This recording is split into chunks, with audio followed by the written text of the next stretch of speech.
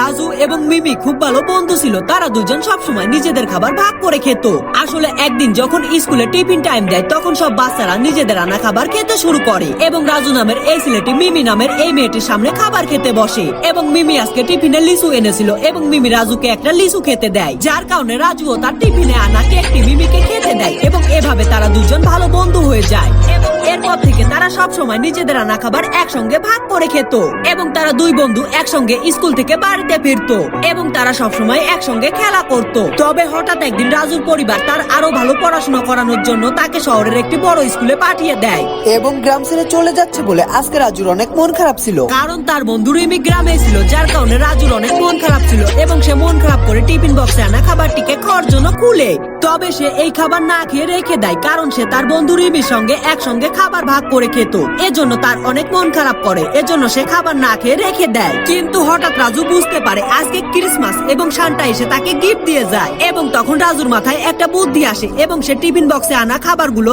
সান্টাকে দিয়ে রিমির কাছে পাঠিয়ে দেয় এবং রিমি সকালবেলা ঘুম থেকে উঠে সান্টার দেওয়া গিফট হাতে তুলে নেয়। তবে হঠাৎ সে একটা টিফিন বক্স দেখতে পায় এবং সে বুঝতে পারে এটা রাজুর টিফিন বক্স এবং দ্রুত রিমি এই বক্সটিকে খুলে ফেললে সে রাজুর দেওয়া খাবার পেয়ে যায় এবং তখন রিমির আবার নিজেদের বন্ধুত্বের কথা মনে পড়ে যায়।